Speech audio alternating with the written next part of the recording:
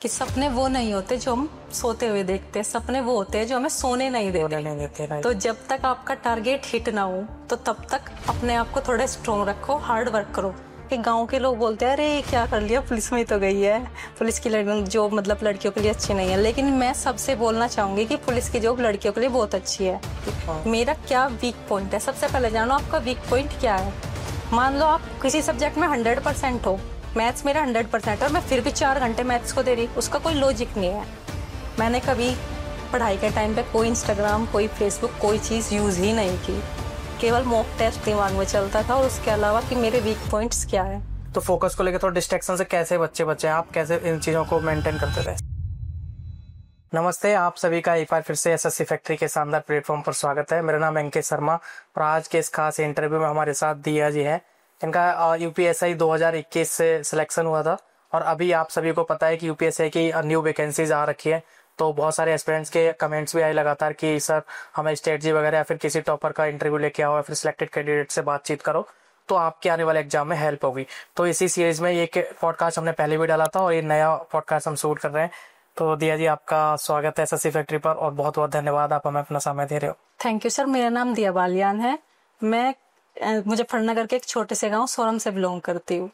Okay, अगर मैं जैसे स्कूल की बात करूँ आपकी, तो स्कूल हिंदी मीडियम था, गांव का स्कूल था, फिर कहाँ पर आपकी पढ़ाई हुई और फिर आफ्टर आपका स्कूल के ग्रेजुएशन वगैरह में क्या करा आपने? स्टार्टिंग में 5th क्लास तक मेरा स्कूल गांव में ही था और तब तक मैं यूपी बोर्ड से पढ़ी हुई। लेकिन उसके बाद हमारा स्कूल शिफ्ट हो गया शाहपुर, ब्लॉक है हमारे गाँव से करीब 2 किलोमीटर दूर। फिर मैंने वहां से आगे की अपनी स्कूलिंग की, फिर मैंने सीबीएसई बोर्ड से पढ़ाई की। ओके, अगर जैसे आप वर्दी पहने बैठे हो और स्टार लगे तो ये पहला इंस्पिरेशन मतलब कहाँ से मिले कि मुझे भी वर्दी वाली जॉब चाहिए? आपकी फैमिली में कोई है? कहाँ से मोटिवेशन आया ऐसा? मैंने 10th और 12th क्लास अपनी शाहपुर से की है। उसके बाद मैंने फिर वहीं पे पढ़ाना स्टार्ट कर दिया। 9th to 12th में केमिस्ट्री पढ़ाती थी। उसके बाद फिर मैंने एडमिशन बीए में लिया था क्योंकि मेरी सिस्टर ने बताया था कि अगर आपको गवर्नमेंट जॉब ही करनी है तो आप क्यों बीएससी करो, मतलब अपना 3 साल आप वहां दे रहे हैं उसका कोई मतलब नहीं है। गवर्नमेंट जॉब के लिए कंपलसरी नहीं है कि आपको बीएससी करनी है। हालांकि मैंने 12th तक पीसीएम से की है। लेकिन उसके बाद फिर मेरी सिस्टर ने मना किया तो मैंने बीए कर लिया और साथ मेरा वैसे रेगुलर था लेकिन मैं कॉलेज बहुत कम गई हूँ। फिर मैंने पढ़ाना स्टार्ट कर दिया। उसके बाद फिर मैंने सोचा कि अब कुछ तैयारी कर लेते हैं, कुछ जॉब प्राइवेट का ऑप्शन हमारे लिए लाइफ टाइम है, कभी भी आप स्टार्ट करो और आपका मतलब चलता रहेगा। तो फिर मैं अपनी प्रिपरेशन के लिए दिल्ली चली गई। मुझे ये भी नहीं पता था कि मुझे तैयारी किस चीज की करनी है, सच बात तो यह सिर्फ मतलब सरकारी नौकरी करनी है। और मैं चली गई, मेरी मौसी जी मेरे साथ थी तो हम ऐसे ही चले गए, मुखर्जी नगर गए। तो मैंने देखा कि लोग किस लिए जा रहे हैं। तो मैंने देखा एसएससी की तरफ सबसे ज्यादा भीड़ है, मैं भी उस भीड़ में ही चली गई और एडमिशन ले लिया। फिर मैंने डेमो लिए तो एक जगह का मुझे डेमो पसंद नहीं आया। उसके बाद मैं पैरामाउंट में गई तो वहां का मैथ्स का डेमो था, मुझे बहुत अच्छा लगा। तो मैंने वहीं पे क्लासेस ज्वाइन कर ली। उसके बाद फिर 6 महीने की प्रिपरेशन वहीं पे कंटिन्यू की। लेकिन मेरी कुछ तैयारी कुछ हद तक लोकल से थी। आप समझ के चलो, मतलब मुझे लगता था कि मेरी बहुत अच्छी तैयारी है। लेकिन जब मैं दिल्ली पहुंची तो मुझे पता लगा कि मैं तो अभी 10% पे ही हूँ। लोग इतना आ गए। मैंने सोचा सैटरडे में मेरा एडमिशन हुआ वहां पे, संडे में वीकली टेस्ट होता है तो मैंने सीजीएल का मॉक टेस्ट दिया। मैं संडे में पहुंच गई, ठीक है टेस्ट देते हैं। तो मेरे मार्क्स आए 49.5। ये 200 में से आउट ऑफ 100। तो मुझे लगा ये तो बहुत भारी है, मुझसे नहीं हो पाएगा। लेकिन फिर मेरी 1 हफ्ते की हो गई, फिर नेक्स्ट वीक फिर मैं गई, फिर मेरे 55.5 आए। तो मुझे लगा कि हाँ इम्प्रूवमेंट हो रहा है और धीरे धीरे हो जाएगा, तो हो सकता है कि मतलब एग्जाम। और स्टार्टिंग में जब मैं गई ना तो मुझे लग रहा था 120 पे कट ऑफ जाती है, 120 से सिलेक्शन हो जाएगा। अच्छा, फिर आपको कब पता चला कि एसएससी सीजीएल एग्जाम होता है, इसमें सीएचएसएल होता है, फिर एसएससी सीजीएल से आप इनकम टैक्स इंस्पेक्टर या फिर जीएसटी इंस्पेक्टर? पोस्ट के बारे में तो मैंने तभी भी नहीं सोचा। बस मुझे ये था कि मुझे गवर्नमेंट जॉब करनी है और मुझे ये एग्जाम पास कर ले। तो मतलब ये भी नहीं पता था कि उनकी कट ऑफ में भी इतना डिफरेंस होता जो है। भी वैकेंसी आएंगी वो फॉर्म डालना है, बस फॉर्म भरना है और मुझे गवर्नमेंट जॉब लेनी है, बस इतना पता था, उससे ज्यादा कुछ नहीं पता था इस तो ये बारे में। बहुत इंपॉर्टेंट चीज है। मतलब बहुत सारे बच्चे बेसिक से आते हैं, तो आप देख सकते हैं एग्जांपल आपके सामने, मतलब शुरुआत बिल्कुल जीरो से हुई है, यही कह सकते हैं ना, जीरो से हुई है, बिल्कुल जीरो से शुरू करके, और अभी आप सभी के साथ मतलब नॉलेज भी नहीं थी कि मुझे मतलब क्या करना है क्या नहीं करना है, बस भीड़ देखी और चली गई। अभी जैसे अगर ये वर्दी की बात करूं मैं, तो आपने तो पहले सोचा ही नहीं था कि मुझे वर्दी मिल भी जाएगी, है ना। जैसे आप बता रहे बहुत बेसिक स्टूडेंट थे, फिर धीरे धीरे आपकी चीजें शुरू हुई, तो जब आप पहली बार वर्दी आपने पहनी तो उस एक्सपीरियंस को थोड़ा बताओ। मतलब पहली बार किसके सामने आप गए ये सारा? वर्दी पहन के सच में बहुत अच्छा लगता है। अगर आप मतलब अपने आप में एक सिक्योरिटी हो, फिर आपको किसी की जरूरत नहीं है। अगर आप वर्दी पहन के निकलोगे तो क्रिमिनल तो आपको दूर से देख के ही चले जाएंगे, ऐसा नहीं लगेगा मतलब कि आप इनसिक्योर हो। जैसे मान लो मैं टीचर बन जाती, टीचर में क्या होता है, अगर मैं रात के 12 बजे निकल जाऊँ तो मेरे अंदर कोई सिक्योरिटी नहीं है, लेकिन पुलिस में क्या, आप 12 बजे भी निकलो आपके अंदर डर ही नहीं है। अब वर्दी पहनो और निकल जाओ और सामने वाला आपको कुछ बोलेगा भी नहीं। ओके, अगर फैमिली का कैसा रिएक्शन है मतलब वर्दी को लेकर, क्योंकि लड़कियों को लेकर थोड़ा फैमिली का तो मेरी बहुत अच्छा रिएक्शन है, लेकिन वही है कि गांव के लोग बोलते हैं अरे क्या कर लिया, पुलिस में ही तो गई है, पुलिस की जॉब मतलब लड़कियों के लिए अच्छी नहीं है। लेकिन मैं सबसे बोलना चाहूंगी कि पुलिस की जॉब लड़कियों के लिए बहुत अच्छी है। अगर आप किसी के एग्जाम्पल को देखकर देखोगे कि सारी लड़कियां खराब है, तो वो तो हर डिपार्टमेंट में मिलेगी आपको। आप टीचर में जो, ऐसा नहीं है कि सारी टीचर लड़कियां अच्छी है, ऐसे ही सारी पुलिस लड़कियां भी अच्छी नहीं है। तो आपका कैरेक्टर खुद का है, आप जैसा रखोगे हर जगह सही चलेगा वो। 100%। हर तरीके के लोग हर जगह, हर तरीके के लोग हर जगह मिलेंगे। ओके। अगर जैसे आपके मैं बताऊं, जो आपका बहुत बेसिक से शुरुआती, फिर आप मतलब आपका सिलेक्शन भी हुआ, तो ऐसे बहुत सारे बच्चे डिमोटिवेट हो जाते हैं। गाँव में नहीं होती नॉलेज, जिनके घर में खासकर गवर्नमेंट जॉब नहीं है उनको नॉलेज नहीं होती है इस बारे में कि हमें क्या करना है क्या नहीं करना है। अब हम पढ़ तो रहे थे, ये है कि मतलब कॉन्टिन्यूटी के साथ पढ़ते जा रहे हैं, हम सोच रहे कि हम अच्छी परसेंटेज भी लाएंगे, लेकिन हमें पता नहीं कि हमें करना क्या है। सबसे मेन चीज तो यही है। तो स्टार्टिंग में हमें जरूर चाहिए गाइडेंस के लिए कि कोई ना कोई कुछ बताए, फिर उसके बाद हमें इतनी दिक्कत नहीं हुई। जैसे मैं दिल्ली गई तो मैंने देख लिया कि सारा सिस्टम ऐसे ऐसे है। मेरे बहन भाई है, दोनों घर पर है, कहीं भी कोचिंग के लिए नहीं गए, दोनों का सिलेक्शन हो गया। बहन केवी में टीचर है, वो भाई कांस्टेबल वाली में है, और सीपीओ का भी उसका हो गया है। तीनों भाई बहन सरकारी? तीनों भाई बहन सरकारी हो गई। ओके। मतलब जैसे एस्पिरेंट्स के बाद मैं डिमोटिवेशन के बारे में थोड़ा पूछ रहा था, मतलब कैसे आपका रूटीन रहता था, कितने घंटे आप पढ़ते थे? कभी कभी ऐसा भी लगता होगा ना कि पता नहीं मेरा होगा कि नहीं, जैसे आसपास पता चलता है कि उसका हो गया सिलेक्शन, ये टीचर बन गई, या फिर किसी का हो गया। घंटे तो मैटर ही नहीं करते आपके, आपकी जो फोकस है वो मैटर करता है। आप मान लो आप 10 घंटे बुक लेकर बैठे हो, लेकिन आपने कंटेंट किया 5 ही घंटे का। अब इसी तरीके से मैं आपको समझाऊंगी कि अब जैसे हम मॉक टेस्ट देते हैं, तो मॉक टेस्ट में हम ज्यादा कवर कर रहे हैं। अब जैसे अगर मुझे दोबारा स्टार्टिंग करनी है ना किसी भी चीज की, तो मैं सबसे स्टार्टिंग में मॉक टेस्ट लूंगी। मेरा क्या वीक पॉइंट है, सबसे पहले जानो आपका वीक पॉइंट क्या है। मान लो आप किसी सब्जेक्ट में 100% हो, मैथ्स मेरा 100% है, और मैं फिर भी 4 घंटे मैथ्स को दे रही, उसका कोई लॉजिक नहीं है। जो वीक सब्जेक्ट है उस जो वीक सब्जेक्ट है आपको उस पे काम करना चाहिए। जो वीक टॉपिक है, एक सब्जेक्ट के अंदर भी वीक टॉपिक, उस पे काम करो। मान लो आपसे नहीं हो, आपको पता लग गया कि मेरा ठीक है, टाइम स्पीड डिस्टेंस का क्वेश्चन हर एक मॉक में गलत हो रहा है, तो इसका मतलब आपका वीक है। अगर आप उसको एक बार पढ़ो, नहीं फिर भी क्वेश्चन, फिर 50-50 आपका गलत होगा। कि मान लो 2 क्वेश्चन है, एक कर दिया आपने, एक नहीं कर पाए। लेकिन जैसे ही आप दोबारा पढ़ोगे तो आप 100% हो जाओगे, और फिर आपके अंदर कॉन्फिडेंस आ जाएगा कि I can do it. Okay. आप फोकस की बात कर रहे हो, तो इस टाइम पे ना, इस एज में जब तैयारी कर रहे होते हैं, तो ये एज भी ऐसी होती है कि डिस्ट्रैक्ट ज्यादा होते हैं, दोस्ती यारी, और दिल्ली जैसे शहर में है ना, सोशल मीडिया भी है आपके पास। तो जब अगर पढ़ने आप यूट्यूब पे जा रहे हो, तो कहीं नीचे कोई और वीडियो आ गया तो वो देखने लग गए, पता नहीं घंटे कब निकल गए, रील्स देखने लग गए। तो फोकस को लेकर थोड़ा डिस्ट्रैक्शन से कैसे बचे आप कैसे इन चीजों को मेंटेन करते थे? सबसे पहले तो अपना डाटा लिमिटेड रखो आप लोग। सारी क्लासेस डाउनलोड रखो और अपने फोन में नेट मत रखो। मैंने कभी पढ़ाई के टाइम पे कोई इंस्टाग्राम, कोई फेसबुक, कोई चीज यूज ही नहीं की। केवल मॉक टेस्ट दिमाग में चलता था, और उसके अलावा कि मेरे वीक पॉइंट्स क्या है। बाकी अपनी फैमिली के साथ टाइम स्पेंड करो। ऐसा नहीं कि आप 24 घंटे पढ़ोगे, 24 घंटे मत पढ़ो, 6 घंटे भी अगर आप पढ़ लेना, 5 भी, 4 भी पढ़ लिए, एक मॉक टेस्ट तो 4 घंटे पढ़ लिए, तो आप इजीली कोई भी एग्जाम कर लोगे। और मुखरी नगर की जैसे मैं बात करूँ, मैं भी वहाँ 4 साल रहा हूँ और अभी भी जाता ही रहता हूँ। तो वहाँ पे एक कल्चर है कि जो तैयारी करने जाते हैं बच्चे, पहले पीजी में रह रहे होते हैं, फिर वो दोस्त तैयारी होती है, फिर फ्लैट ले लेते हैं, फिर उनकी पार्टियां हो रही हैं, घूम रहे हैं, कोचिंग भी छोड़ दी। उन सब चीज़ों से, उस माहौल से आप कैसे बचे, और मतलब उन बच्चों को क्या करना चाहिए? क्योंकि शुरुआत में ऐसा हो जाता है माहौल, लोग भी कहते हैं कि अरे तू गाँव से आई है, यहाँ दिल्ली है तो दिल्ली के हिसाब से रहे, ये सब चीज़ें कर, घूमना फिरना। आज के टाइम पे अगर मैं बात करूँ तो ऐसा कुछ है ही नहीं कि आपको मतलब कहीं जाना पड़ेगा। ऑनलाइन सारे सोर्सेज है, और ऐसा भी नहीं कि आपको पेड ही चाहिए। आप पेड भी मतलब फ्री में सारे कोर्सेज है। गगन प्रताप सर का भी पूरा कोर्स फ्री में है। सभी टीचर ऑलमोस्ट अपना पूरा सिलेबस फ्री डाल रखा है। आपको जो भी अपना वीक लग रहा है वो आप कुछ भी देख सकते हो। तो ये डिस्ट्रैक्शन तो बस बहाने हैं, जिसको लगाने लगाते रहो। ओके। अगर आपकी तैयारी से आप मतलब कुछ ऐसी गलतियां आपको लगती हो कि मैंने कुछ ऐसी गलतियां करी है, भले ही वो मतलब आप बाद में आपका सिलेक्शन हो गया, लेकिन अब आपको लगता है कि मैं तो मतलब ये गलतियां कर रही थी, और अभी जो बहुत सारे एस्पिरेंट्स कर रहे हो। गलती है तो सबसे पहले आप अपना टारगेट फिक्स करो। मतलब आप सोचो कि मुझे क्या करना है। जैसे मुझे ये नहीं पता था कि मुझे क्या करना है, बस मुझे पता था कि मुझे गवर्नमेंट जॉब करनी है, लेकिन टारगेट कुछ भी नहीं है। ना ये पता कि उसके बारे में जानो कि आप अगर किसी फील्ड में जा रहे हो तो आपको क्या करना पड़ेगा, उसका वर्क प्रोफाइल कैसा है। तो सारी चीजें जानने के बाद अपना एक डिसीजन लो और उसके बाद तैयारी शुरू करो।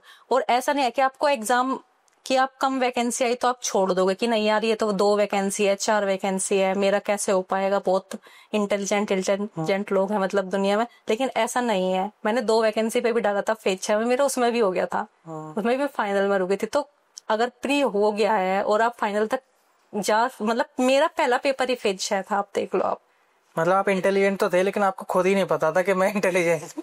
नहीं ऐसा नहीं है, मतलब मॉक टेस्ट मेन है।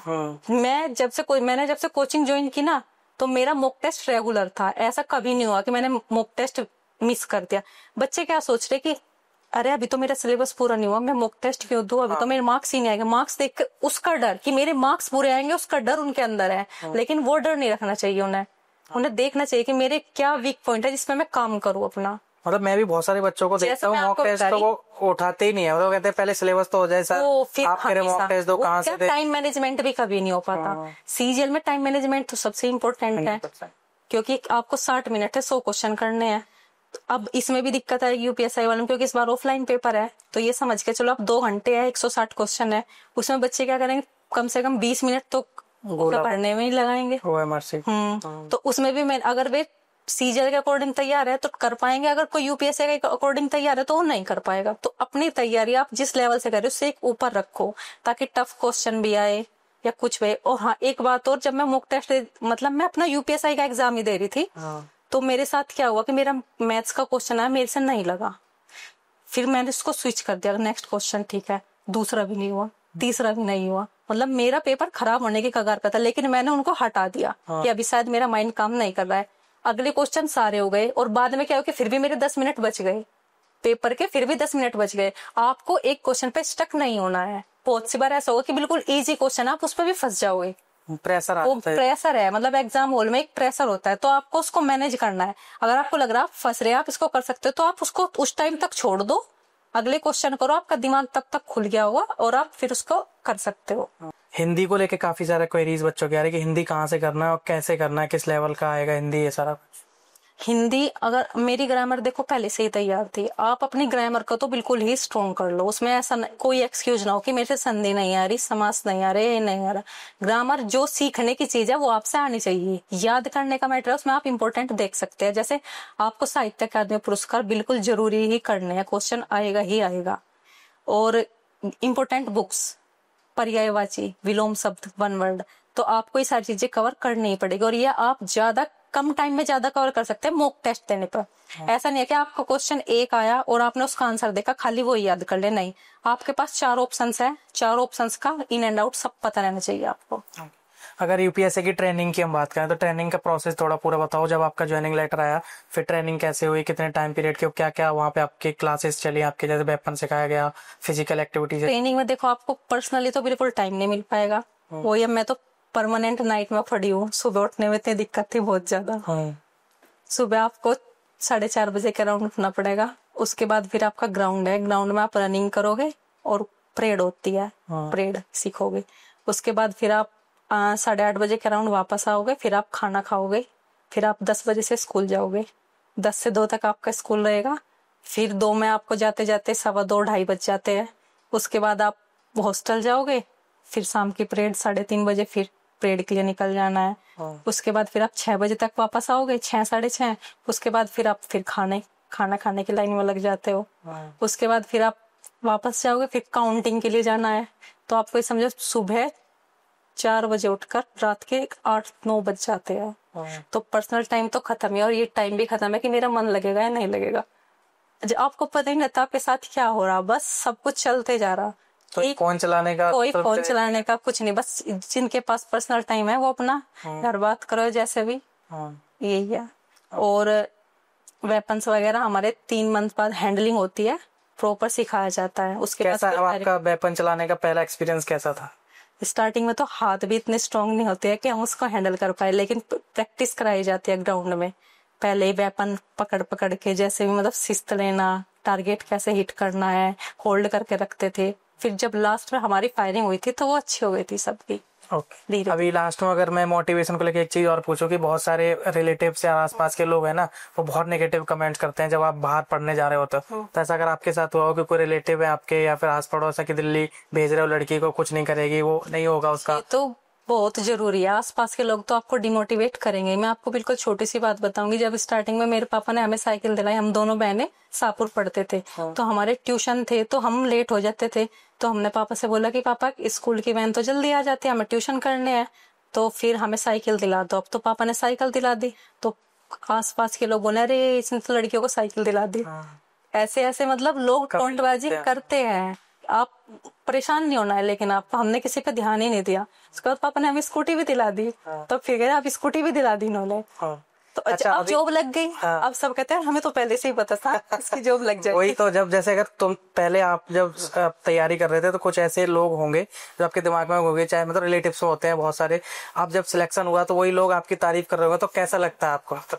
बस ऐसे ही है। ऐसा नहीं लगता कि मतलब या फिर तैयारी के दौरान? नहीं, बस मन में उनके होता ही है, वो मन में उनकी वही चीजें रहेगी जो पहले थी, क्यों लग गई, बस वो मुंह पे दिखाते नहीं है। फिर अपना फीलिंग भी खत्म हो जाता है, ठीक है चलो जैसे।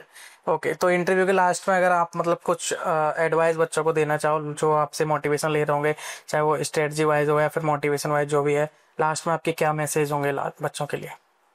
इसके लिए कोट है कि सपने वो नहीं होते जो हम सोते हुए देखते हैं, सपने वो होते हैं जो हमें सोने नहीं देते। तो जब तक आपका टारगेट हिट ना हो तो तब तक अपने आप को थोड़ा स्ट्रॉन्ग रखो, हार्ड वर्क करो। देखो सबकी स्ट्रेटेजी भी अलग है और सबका सोचने का नजरिया और पढ़ने का तरीका भी अलग है। अब कोई बच्चा वो इस चीज ग्रैब कर पा रहा 5 मिनट में, कोई कर पा रहा 15 मिनट में। तो जैसे जिसकी सिचुएशन है उसी के अकॉर्डिंग हार्ड वर्क करो। और वो डिपेंड ऐसे नहीं करता, वो सब फंडामेंटल्स है।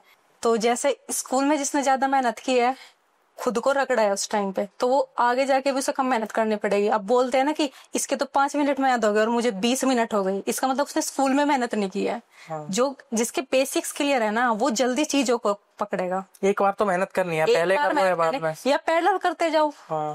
मतलब ज्यादा अपने आप को पैरेलल रखो। ये भी ना रखो कि हमें एक टाइम पे बिल्कुल टीवी भी नहीं देख रहे हम, और हमने सारी दुनिया दीन दुनिया सब छोड़ दिया। पूरा एंजॉय करते करते पैरेलली अपनी लाइफ निकाल लो, तो आप इजीली कुछ भी कर सकते हो। पढ़ाई का भी अपना एक स्पेशल टाइम रखो, एंजॉय का भी एक अलग स्पेशल टाइम रखो। हर एक मोमेंट को एंजॉय करो। ऐसा नहीं है कि आपको बंद करके रखना है, आपको पढ़ना है। वो उस कंडीशन में है जब आपने स्कूल में मेहनत ना की हो और आपको कुछ करना भी है, तो बस अपने आप को फिर बंद कर दो, फिर दीन दुनिया भूल जाओ 2 साल तक, तो आपको तब भी बोलनी पड़ेगी। और अगर आप नॉर्मल हो तो नॉर्मल पढ़ते रहो पूरा दिन। मैं अपने घर वालों के साथ स्पेंड किया। मेरे घर वाले खुद कहते थे कि बस हो गया इसका तो पेपर, पूरा दिन हो गया, किताब उठाई नहीं, वे सोए 10 बजे और मैं 10 से 2-3 बजे तक पढ़ी, बस वो मोर देन सफिशिएंट था। दिन में केवल एक मॉक टेस्ट लगाना था। फिर अपना आराम से आधा दिन सोने में निकाल दिया। 3 से 10 बजे तक सोई मैं। उसके बाद फिर काम किया थोड़ा बहुत घर का, फिर डेली रूटीन, अब इसके साथ बात, अब उसके साथ बात। उसके बाद फिर रात में अपनी पढ़ाई शुरू। तो ऐसा नहीं है कि मैंने बिल्कुल अलग होकर पढ़ाई की। अपने आप मतलब ये 24 घंटे आपको पढ़ाई वाला टाइम नहीं होता है, बाकी फिर कुछ भी करो। अपना एक टाइम निकाल लो, अपना एक टारगेट सेट कर लो कि वो करना है। अब जैसे यूपीएससी में कुछ स्टूडेंट्स हो गए जो बिल्कुल नए हैं, बिल्कुल नए, उनको मेहनत करनी पड़ेगी। अब मेरा सीजीएल फाइनल तक हो चुका था, तो मेरी इसका मतलब समझो कि अब तैयारी ठीक ही हो चुकी थी और कॉन्फिडेंस भी ठीक ही था। लेकिन जो बिल्कुल फ्रेशर है, फर्स्ट एग्जाम दे रहे हैं या कांस्टेबल वाले वैकेंसी में रह गए हैं, तो उनको थोड़ी मेहनत करने की जरूरत है। अपने आप को स्ट्रेटेजी वाइज ज्यादा पढ़े, मॉक टेस्ट ज्यादा फोकस करे। जितने भी मॉक टेस्ट है दो, आप रीअटेम्प्ट भी करो, क्या ही दिक्कत है। आप देखो, मान लो मैंने कोई मॉक टेस्ट दिया और मेरे उसमें 300 मार्क्स आए 400 में से, मैंने फिर उसको एनालाइज किया पूरा। 20 दिन बाद दोबारा फिर मॉक टेस्ट देख कर ट्राई कर लो कि मतलब देखो हम कितना कर पाते हैं, कुछ याद भी रहा या नहीं, हमने एनालाइज किया था। तो बस अपने आप को बूस्ट करना है डेली। और एक मेन बात, आपको मार्क्स से खाली अपने आप को जज नहीं करना है कि आज तो मेरे 300 या 350 आ गए। परसेंटाइल मेन होती है। मान लो 1 लाख बच्चों ने पेपर दिया तो आपकी परसेंटाइल 95 प्लस अगर हर एक मॉक में आ रही है ना, तो आप समझो कि आपकी सफलता कोई नहीं रोक सकता। और तीसरी चीज, जैसे हम बहुत सारी चीजें हैं पढ़ने के लिए, आप कितना भी पढ़ लो, ज्ञान एक सागर है। आप ले लो, आपने 100 क्वेश्चन का कोई पेपर दिया, आप में आपको पूरा ज्ञान है, बस उसी के 50 क्वेश्चन के बारे में नहीं पता, तो आपका क्या मतलब हो पढ़ने का? कोई मतलब नहीं है। तो आप वो पढ़ो मॉक टेस्ट अटेम्प्ट करके, आप प्रीवियस ईयर क्वेश्चन देख के जो आपके लिए रेलिवेंट है। अब मुझे पता है कि यूपीएसआई के लिए रेलिवेंट था प्रोबेबिलिटी और स्टैटिस्टिक्स और एपीजीपी, मुझे पता था इससे क्वेश्चन आ ही रही है। एमवीएक्ट मैंने पढ़ा नहीं था, लेकिन मुझे पता चला कि ठीक है पेपर में क्वेश्चन आ रहे हैं, तो मैंने एमवीएक्ट देख लिया। अलंकार मैंने पढ़ा था, लेकिन अलंकार में अनुप्रास अलंकार उसके पार्ट्स नहीं पढ़े थे, लेकिन मैंने एनालिसिस में देखा कि पार्ट्स आ रहे हैं तो मैंने भी पढ़ लिए। सेम टू सेम क्वेश्चन मिल गए मुझे, मेरे खुद ही 5-7 क्वेश्चन बढ़ गए ऐसे ही। तो एनालाइज करो चीजों को, देखो कि एग्जामिनर क्या चाह रहा है आपसे। थोड़ा लक भी होता है, किस टाइप नहीं, वो आप उसमें लक नहीं कहोगे। अब मान लो पेपर चल रहे थे, हमारी शिफ्ट मान लो आप 20,000 बच्चे बैठे, नॉर्मल एग्जाम्पल है, 10,000 ने तो वो देख लिया कि एनालिसिस में क्या आ रहा, तो कटो आपको नॉर्मलाइजेशन में नुकसान भी तो होगा स्विच का।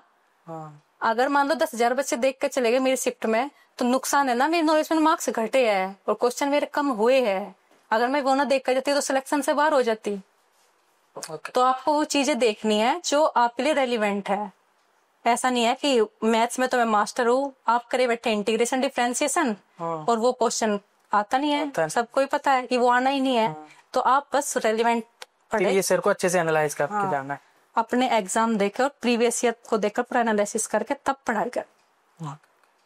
मॉक टेस्ट जरूर दे। Okay once again thank you so much, आपने हमें टाइम दिया। साथियों, जिस तरीके से मैडम ने अपनी जर्नी आप सभी लोगों के सामने रखी, आई होप आपको बहुत कुछ इससे सीखने को मिला होगा। और मॉक टेस्ट पे बहुत ज़्यादा फोकस करा है मैम ने, तो मैं भी कहूँगा कि मॉक टेस्ट लगाना बहुत इंपॉर्टेंट है। उससे क्या, आप एक एग्जाम का जो माहौल होता है, एक टाइम मैनेजमेंट, एक प्रेशर झेलना आपको आ जाता है, क्योंकि टाइमर लगा होता है आपको कि 60 मिनट में अगर आपको करने हैं 100 क्वेश्चन तो करने हैं, ठीक है। तो उस तरीके से अगर आप एक मॉक टेस्ट दे दो, जब आप एग्जाम में जा रहे हो तो रियल एग्जाम में बैठते हो तो आपको एक अलग सा एग्जाम प्रेशर फील नहीं होता, क्योंकि आपने पहले से 100 मॉक टेस्ट लगा रखे हैं। तो मॉक टेस्ट बहुत इंपॉर्टेंट है और उसको अच्छे से एनालाइज करोगे, कहाँ गलतियां हो रही हैं, क्या चीज़ आप छोड़ रहे हो, और उनको अच्छे से दूसरे टॉपिक्स हैं जहाँ पे आप दिक्कतें हो रही हैं आपको, तो उनको भी अच्छे से प्रिपेयर करो। तो ऐसे करके आपकी धीरे धीरे ग्रेजुअली प्रिपरेशन अच्छी होती जाएगी। और भी आपके कोई भी डाउट होते हैं, कोई भी आपकी क्वेरीज हैं, या फिर कुछ भी आपको पूछना है, तो आप डायरेक्ट इंस्टाग्राम पर मैडम को भी कॉन्टैक्ट कर सकते हो और आप SSC फैक्ट्री पे भी पूछ सकते हो। यहाँ तक वीडियो देखने thank you so much, bye bye and take care.